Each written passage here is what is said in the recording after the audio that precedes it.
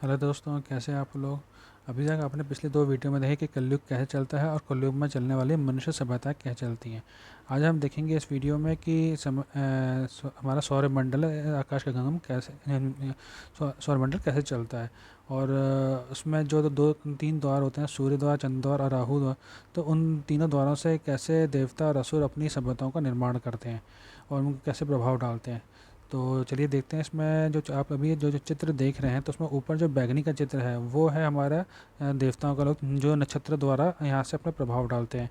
फिर है जो लाल रंग का अंडाकार जो गोला देख रहे हैं, ये हमारा है, ये स्वर्ग है, जहाँ से देवता देवराज इंद्र अपने बाकी 33 कोटि देवताओं के साथ यहाँ से पृथ्वी पर अपना प्रभाव डालते हैं। और सबसे नीचे है भूरे रंग का जो अंडाकार गोला है, ये है असुर लोक का प्रतिबिंब है जो दैत्यराज बलि की तरफ से आते हैं।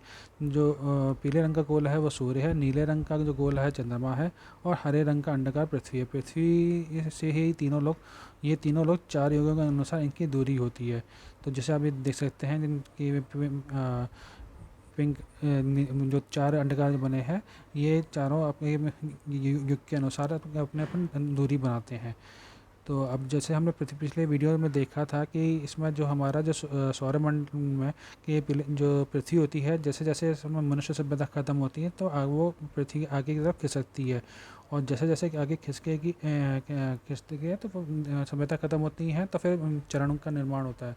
जब चरण ख़त्म होता है तब फिर युग युग में बदलाव आता है। तो ऐसे करके सतयुग के दिन हम त्रेता, द्वापर, कलयुग।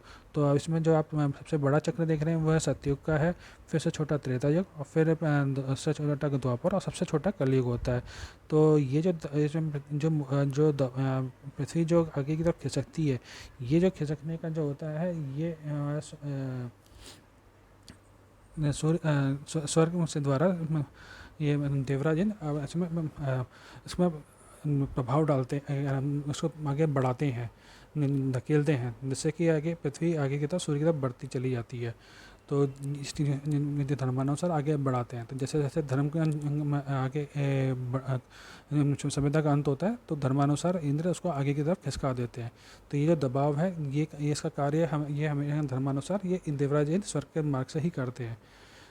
और इस सौरमंडल में जितने फिर आकाशगंगा का जो भ्रमण करता है, तो ऊपर से जो शिशुमार चक्र के आधार पर देवता और अपनी प्राणवायु के माध्यम से और अपना सभ्यता का निर्माण करते हैं। और उसमें फिर जब प्राणवायु बहती है तो उसमें एक समय चक्र का निर्माण होता है, क्योंकि ये ऊपर उसे नक्षत्रों के नीचे असुरों का और एक तरफ से जो स्वर्ग के उसको बैलेंस करता है सौरमंडल को। तो ये इसके कारण एक समय चक्र का निर्माण होता है। तो चलिए आप देखते हैं समय जो जो चक्र का जो निर्माण होता है वो कैसे होता है। अब आप इस तीसरे चित्र में देख सकते हैं कि इसमें ये एक रिवर्स मैकेनिज्म का मैंने एक उदाहरण लिया हुआ है। कि इसमें एक हरे रंग का जो है हम उसको असुर लोग कह सकते हैं, और बैगनी कलर का हम उसको ये देवता लोग देवलोक कह सकते हैं, जो नक्षत्र के द्वारा होते हैं। और जो पीले रंग का हैंडल है, जिससे जो अभी इन दोनों के बीच में है, वो सब स्वर्ग स्वर्ग कह सकते हैं, जो बैलेंसर की तरह काम करता है। और जो लाल रंग का गोला जिसमें पंखा घूम रहा है, ये हमारा सौरमंडल है। तो इसमें तो जो दिखाया गया चित्र में कि जो पीले रंग का जो हैंडल है वो इन दोनों के लोगों के बीच में है। जब हम इस सौरमंडल की कल्पना करते हैं, तो जो हमारा जो स्वर्ग होता है वो सौरमंडल के आधार पर टिका होता है, जिससे बैलेंस बनता है ये इन चारों का। तो नीचे जब ये सौरमंडल हमारा जब ये ऊपर की तरफ जाता है नक्षत्र की तरफ, तो आप देखेंगे कि पंखा विपरीत दिशा की तरफ घूमने लगता है। तो इससे क्या होता है कि हमारा जो सौरमंडल है वो नीचे की तरफ धकेल दिया जाता है। तो ये देखा जाए तो कहा जा सकता है कि हमारा पूरा आकाश गंगा ब्रह्मांड एक मैकेनिकल एग की तरह है, यानी यांत्रिक अंडे की तरह है, जो यंत्र की तरह भांति घूमता रहता है। तो ठीक वैसे ही हमारा ये जो सौरमंडल भी है, ये भी एक यंत्र की तरह घूमता रहता है। तो आप जैसे देखेंगे कि जैसे क्या नाम एक नक्षत्र का जो प्रवाह होता है, उनकी ऊर्जा होती है जिसकी वजह से प्राणवायु से घूमता है, तो उसके ऊर्जा के भाव के कारण हमारा सौरमंडल नीचे की तरफ दबाव आता है, और वो नीचे की तरफ एक दिशा में घूमने चल देता है। तो जब वो नीचे की तरफ चलता है तो उसके चलता है, तो वहीं सौरमंडल का नीचे पहुंचता है। तो असुर लोक की तरफ, तो जो हरे रंग का होता है तो वहाँ पे जो उसका दिशा होती है वो विपरीत दिशा में चल रहा होता है। तो उसके प्रभाव के कारण तो ये जो पंख आप देख रहे हैं कि ये जो पंखे का है वो जो घूमने की दिशा है वो बदल जाती है। तो ठीक ऐसे ही हमारे सौरमंडल की भी दिशा बदलती है। तो जब आप देखेंगे तो पूरा इसमें ऊपर नीचे में हमारा जो सौरमंडल है दोनों के प्रवाह के कारण ये हमारे सौरमंडल में दिशा में बदलाव आते रहते हैं, और जिसकी वजह से ये ऊपर नीचे घूमता रहता है। और जो पीले रंग का जो हैंडल है जो जिसे हम स्वर्ग कहेंगे, वो स्वर्ग हमारा सौरमंडल को बैलेंस करते हुए चलता है, जिससे हमारा ये कभी डगमगाता नहीं है, हमारा सौरमंडल कहीं दिशाहीन नहीं होता। और जब ये ऊपर नीचे जब घूमता है तो इसमें फिर एक चक्र का निर्माण होता है। तो चलिए अब हम देखते हैं इसमें। अब जो ये चित्र में देखेंगे तो जहाँ हमारा सूर्य का था, अब ऊपर से नीचे का एक चक्र का निर्माण हो चुका है, जो ये घूम रहा है ऊपर से नीचे की तरफ। ये हमेशा इसमें घूमता, तो इसकी जो ये चक्र की आयु होती है पूरी देखेंगे तो 24,000 साल की होती है। तो 12,000 का हाफ आधा हो गया जो जिसे हम कहेंगे उत्तरायण, और 12,000 का होगा दक्षिणायन। तो ये जिसे हम दिव्य वर्ष के भांति हमसे गिनते हैं, जिसे दिव्य चक्र भी कह सकते हैं हम उसको। जो आप पुराणों में पढ़ते हैं 12,000 वर्ष का जो बनता है दिव्य युग बनता है, वो असल में यही दिव्य युग बनता है कि जो देवता और असुरों के बीच में माध्यम से स्वर्ग के आधार पर बनता है। तो इसमें ये जो सूर्य जो इस सौरमंडल को जब घूमता है तो वो स्वर्ग के आधार पे ये समय चक्र का निर्माण करता है, जिसे दिव्य युग कहते हैं। 12,000 का दिव्य युग बनता है, फिर 12,000 का रिवर्स दिव्य युग बनता है, जो विपरीत दिशा में बनता है। तो जो ऊपर से जब हम देखेंगे तो इसको और तरीके से थोड़ा समझने के विस्तार से देखेंगे तो ये चक्र कुछ इस तरीके से बनेगा। तो यदि आप देखेंगे चक्र में ये जो ऊपर नीचे जब काली लाइन देखेंगे कटा हुआ है, रेखा जो कटी हुई है, ये ऊपर से तो नक्षत्र का जो एक दिव्य योग का बना है, और नीचे से ये असुरलोक का बना। और हरे रंग का है से आप कह सकते हैं, काले रंग से यदि हम देखेंगे कि हरे रंग की तरफ चलेंगे तो ये हमारा सतयुग है।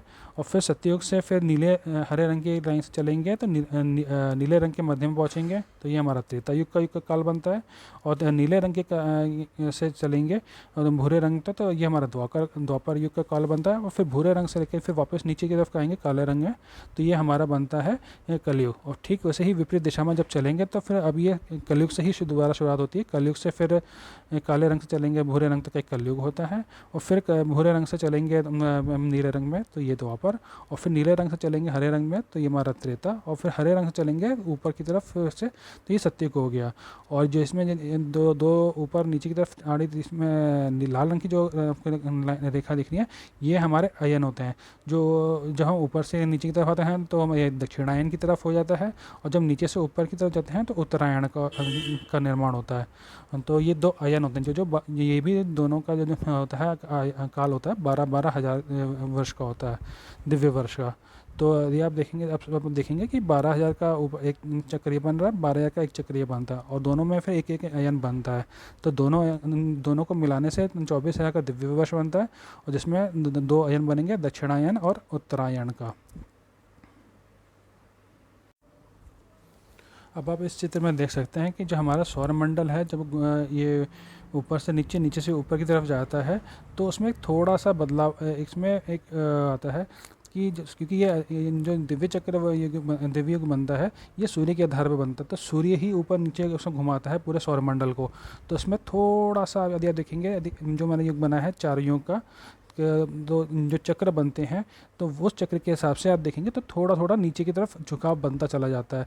तो यदि पृथ्वी देखेंगे एक हल्का आप देखेंगे तो ये ऊपर से नीचे की तरफ आता है, और जब ये हम उल्टी दिशा से जो मूव करता है, घूम जाता है, दक्षिणायन से उत्तरायण की तरफ जाता है, तो यहाँ पे सूर्य ऊपर की तरफ जब चलता है तो पृथ्वी थोड़ी सी नीचे की तरफ खिसक जाती है। तो सूर्य आदि वैसे देखा जाए तो बहुत बड़ा होता है, जिसमें कि हम ये नहीं कह सकते बिल्कुल सूर्य पृथ्वी ऊपर निकल जाएगी ऐसे, या पृथ्वी नीचे जाएगी। ये हम यदि देखें तो यदि हम सूर्य के मध्य की रेखा से देखें कि यदि आप आज पृथ्वी इस पोजीशन पे है तो उससे कुछ मीटर ऊपर या तो कुछ मीटर नीचे हमारा पृथ्वी ऊपर नीचे तेज बहाव के कारण ऊपर नीचे खिसकता भी है, जिसके कारण ये अयन में बदलाव आते हैं।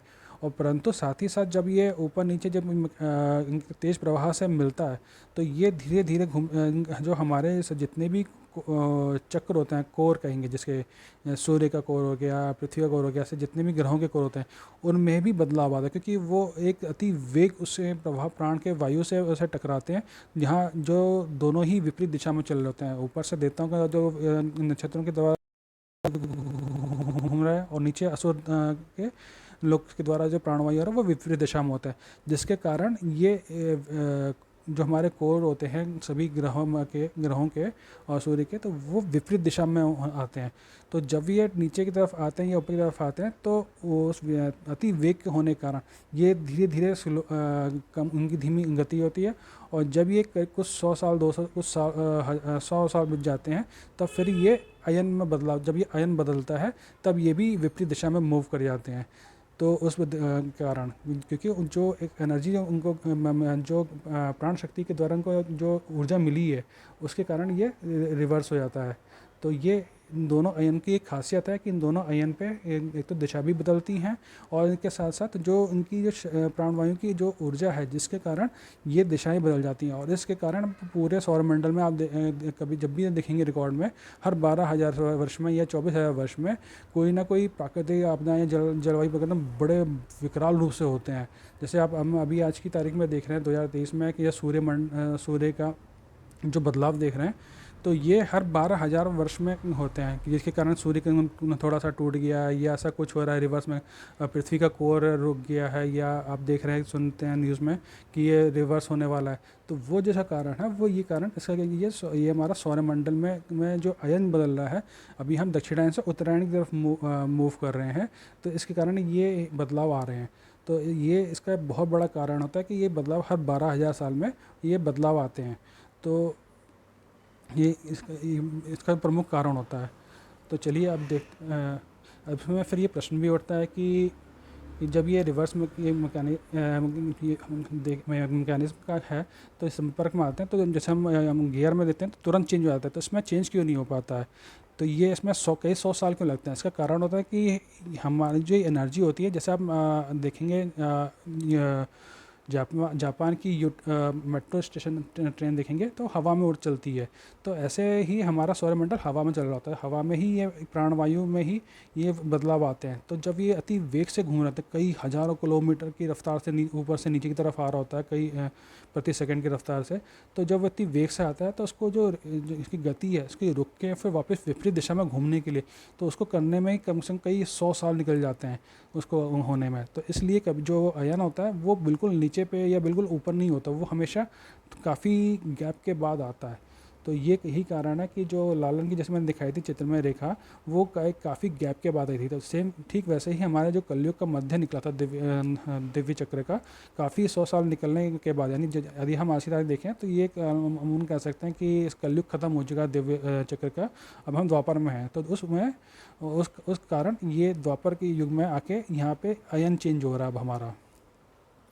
तो यदि हम नेट पे भी देखेंगे तो जो एक कालचक्र ये युक्तेश्वर महाराज जी का युग चक्र बनता है, तो वो क्या ये एक ही है? तो यदि मैं अपने ज्ञान के अनुसार देखूं तो ये यही चक्र बनता है, क्योंकि आप देखेंगे तो सेम ऊपर देखेंगे तो ऊपर सतयुग है, और एक 12,000 का दिव्य वर्ष गया, फिर नीचे फिर त्रेता आता है, फिर इसका द्वापर, फिर कलयुग, और फिर वैसे ही कलयुग से ही शुरुआत होता है, द्वापर, त्रेता और सतयुग। तो ये जो 24,000 वर्षों का जो युग का चक्र बनता है, जो युक्तेश्वर महाराज जी ने बताया था, वो यही एक चक्र होता है जिसमें हमारा सौरमंडल घूमता है। तो यदि हम देखें तो अभी तक हमने 3 युगों का चक्र देखा। पहले युग का कलयुग का देखा, जहाँ पे हमारा पृथ्वी सूर्य के नज़दीक जा रहा है इंद्र के दबाव के कारण। फिर एक हमने देखा कि जो पृथ्वी लोक पे मनुष्य सभ्यता बनती है, जिसमें हर युग के हर चरण के हिसाब से उनकी कालखंड बनता है। जैसे अभी कलयुग में है तो प्रथम चरण में है तो 5 से 5,500 वर्ष का है, और फिर इसके बाद तीसरा अब ये युग का एक चक्र बन रहा है, जो हम इसे युक्तेश्वर महाराज जी के अनुसार भी देखें तो ये 12,000 वर्ष का, जो हम पुराणों में पढ़ते हैं 12,000 दिव्य वर्षों का जो बनता है, ऐसे ही ये 12,000 मिला के 24,000 वर्षों का दिव्य बनता है। तो यदि हम देखें जब ये कंटिन्यूस चलता रहता है तो हम इस दिव्य चक्र को देखें तो क्योंकि आकाशगंगा भी घूम रही है और हमारा एक सौरमंडल भी घूम रहा है और ये दबाव में घूम रहा है, तो ये कभी एक जगह स्थिर होकर चक्र नहीं घूमता। तो जब भी ये चक्र बनते हैं तो आप उसको कल्पना करेंगे, यदि हम इसमें मैंने इसको रेखांकित करने का थोड़ा प्रयास किया है, थोड़ा पिक्चर जैसा बना, इसके लिए माफ़ कीजिएगा मेरे को। हाँ, इसमें मैंने बस ये प्रयास किया है कि देखिए यदि हम ये पहले चक्र में घूमता है तो जब नेक्स्ट अगला चक्र शुरू होगा तो ये इसकी दिशा बदल जाएगी और जैसे जैसे आगे बढ़ता जाएगा बदलती चली जाएगी। तो ये एक सर्कुलर शेप में लेने लगता है धीरे धीरे धीरे धीरे। तो इसका कारण ये है क्योंकि हमारा जो सौरमंडल है स्वर के आधार पर टिका हुआ है, तो वो एक ही जगह फिक्स रहेगा। बट ये परंतु ये ऊपर नीचे नक्षत्र और नीचे असुर लोक के कारण ऊपर नीचे घूम रहा है और हमारे जो आकाशगंगा है वो भी घूम रही है। वो लेफ्ट से राइट, सपोज उदाहरण लीजिए, लेफ्ट से राइट की तरफ आपका दिशा की तरफ तेज आ रही है। तो ऐसे में ये तीनों चारों तरफ से जब का जो दबाव आता है तो इसमें पोजिशंस होती हैं जो सौरमंडल की वो बदलती हैं। इस कारण ये जो चक्र बनता है ये कुछ ऐसा आप कह सकते हैं कि जो जैसे कमल के जो पेटल्स होते हैं, फूल के जो पेटल्स होते हैं, ये उस तरीके का शेप ले लेता है और ये दबाव के कारण वो एक घुमावदार बनता चला जाता है, घुमावदार की तरह। तो जब ये घूमता है तो यदि हम उदाहरण के लिए देखें, यदि हम देवलोक की तरफ से ऊपर से जाके देखेंगे तो युगों के अनुसार तो ये कुछ इस तरीके से कमल के फूल का बनेगा। जो सबसे बिल्कुल बीच का होगा वो कलयुग होगा, फिर उससे थोड़ा और फैला होगा वो द्वापर युग, उससे और जो फैला होगा वो त्रेता युग, और बिल्कुल जो आखिरी में जो फैला होगा वो पेटल्स का वो सत्ययुग का होता है। जिससे और ये दूरी बनने का कारण क्या होता है कि पृथ्वी जैसे जैसे पृथ्वी सूर्य के नज़दीक होती है और नज़दीक होती है या दूरी जाती है, उससे जो चक्र है उसमें थोड़ा बहुत अंतर आते जाते हैं मतलब खुलने के बंद होने के। तो इस कारण ये एक पेटल्स का एक मूव का डायरेक्शन भी बदलता है। तो यदि हम ऊपर से देखेंगे तो ऐसा लगेगा जैसे ब्रह्मा जी के एक कमल का फूल का एक आकार बन रहा है, तो जहाँ से ये आपका इस समय चक्र का बनता है और इसी चक्र से तीनों लोगों का के बीच में ही हमारे के अनुसार